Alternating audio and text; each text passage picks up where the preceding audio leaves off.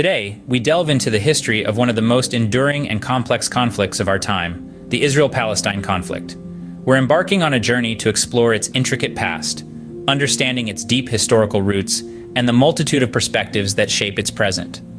Our goal is to provide a brief overview, understanding that this is a topic with deep historical roots and varying perspectives. The land known historically as Palestine has been a crossroads of cultures, religions, and empires. A geographical nexus of the ancient world, it has been coveted, conquered, and reconquered by mighty empires from the Egyptians to the Romans. This land, rich in history and significance, holds a profound spiritual magnetism for three of the world's major religions: Judaism, Christianity, and Islam. Each has deep-seated historical and religious ties to the region, seeing it as a holy land, a promised land, or a land of prophets and sacred narratives.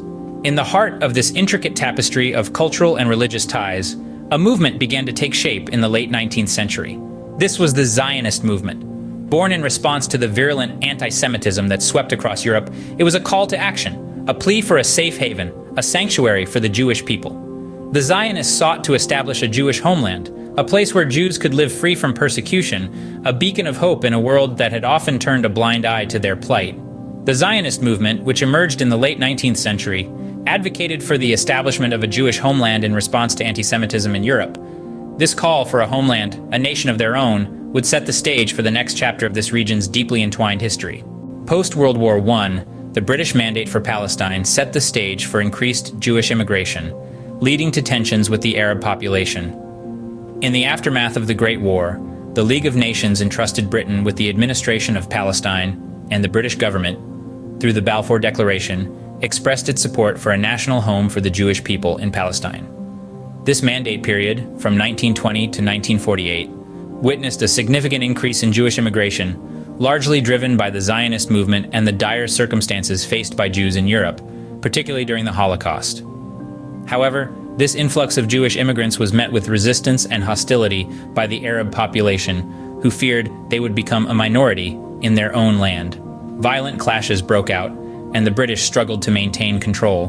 The Arab Revolt of the late 1930s, followed by the Jewish insurgency against British rule in the 1940s, made it clear that a solution was needed. In 1947, the United Nations stepped in with a partition plan. This plan proposed dividing Palestine into separate Jewish and Arab states, with Jerusalem under international administration. The Jewish Agency for Palestine accepted the plan, seeing it as a realization of the Zionist dream of a Jewish state.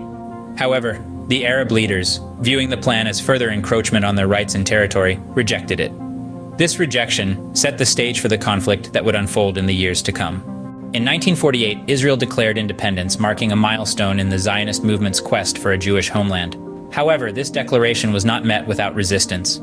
It led to a war with neighboring Arab states, a conflict known as the 1948 Arab-Israeli War. This war was a pivotal moment in the region's history, shaping the geopolitical landscape we see today. The war was marked by intense fighting, with both sides suffering significant losses. But beyond the battlefield, the war had profound social implications. Hundreds of thousands of Palestinians were displaced from their homes, forced to seek refuge in neighboring countries, and in the West Bank and Gaza Strip. This mass displacement, known as the Nakba, or catastrophe in Arabic, was a traumatic event for the Palestinian people.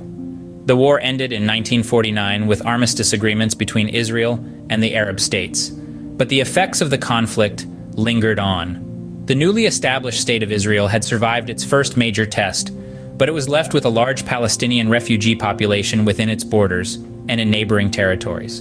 On the other side, the Palestinians found themselves without a state of their own, their society fractured by displacement. The war and the displacement of Palestinians remain central to the Palestinian narrative of loss and injustice, a narrative that continues to fuel conflict and tension in the region to this very day. The following decades saw wars in 1967 and 1973, and ongoing conflict. The Six-Day War in 1967 erupted as Israel launched preemptive strikes against Egypt, Syria, and Jordan. This war resulted in a significant geographical shift as Israel seized the Gaza Strip, the West Bank, East Jerusalem, the Sinai Peninsula, and the Golan Heights. In 1973, on Yom Kippur, the holiest day in the Jewish calendar, a coalition of Arab states led by Egypt and Syria launched a surprise attack on Israel. The Yom Kippur War, as it came to be known, ended in a military stalemate, but had significant political implications, leading to the first signs of a possible peace process between Israel and Egypt. But peace has remained elusive. The late 20th and early 21st centuries have been marked by periods of intense violence, including the First and Second Intifada, or Palestinian uprisings, and numerous military operations in Gaza. Attempts at peace negotiations have been made, most notably the Oslo Accords in the 90s, which aimed to fulfill the right of the Palestinian people to self-determination. Yet these attempts have often faltered and fallen short of their goals. In this protracted conflict, both Israelis and Palestinians have suffered immense losses. Lives have been lost, homes destroyed, and hopes for a peaceful coexistence often seem distant. Both sides suffered losses, with periods of intense violence and attempts at peace negotiations. On Saturday, October 7th, Hamas, a group designated as a terrorist organization by many countries, launched an unprovoked attack on Israel from Gaza. Hamas, originally born from the First Intifada or Palestinian uprising in the late 80s, has become a significant player in the Israel-Palestine conflict. Its influence has grown particularly in the Gaza Strip, from where it has launched numerous attacks on Israel over the years. These actions have resulted in a significant escalation in tensions and have often led to retaliatory strikes by Israel. The role of Hamas, its tactics, and its ultimate goals are a contentious issue in the broader conflict. Some view it as a legitimate resistance movement, while others see it as a major obstacle to peace. Regardless of differing perspectives, the influence of Hamas and its actions undeniably contribute to the ongoing strife. This added to the cycle of violence in the region. In response to thousands of rocket attacks, Israel developed the Iron Dome defense system. This technological marvel, operational since 2011, is a testament to Israel's commitment to safeguard its citizens. The Iron Dome is more than just a defense system. It's an embodiment of resilience, a symbol of deterrence against aggression. The system works by detecting incoming rockets and calculating their trajectories. If the rocket poses a threat to populated areas, the Iron Dome launches an interceptor missile to neutralize it mid-air. This impressive feat of engineering has a success rate of over 90%, a testament to Israel's technological prowess. But beyond the numbers, the Iron Dome represents a beacon of hope for the inhabitants of southern Israel. It's a shield, a protector, a guardian against the storms of conflict. It's a testament to human ingenuity, turning a tool of war into a shield of peace. The Iron Dome has intercepted numerous projectiles aimed at populated areas in southern Israel. Israel's motto, "Never Again," reflects a determination born out of the Jewish experience of persecution to protect itself from existential threats. It's not just a motto, but a solemn vow, a promise to future generations. This is rooted in the painful history of the Holocaust and centuries of anti-Semitism. It symbolizes the resolve to maintain sovereignty and security. It's a constant reminder of the resolve to prevent past atrocities from recurring.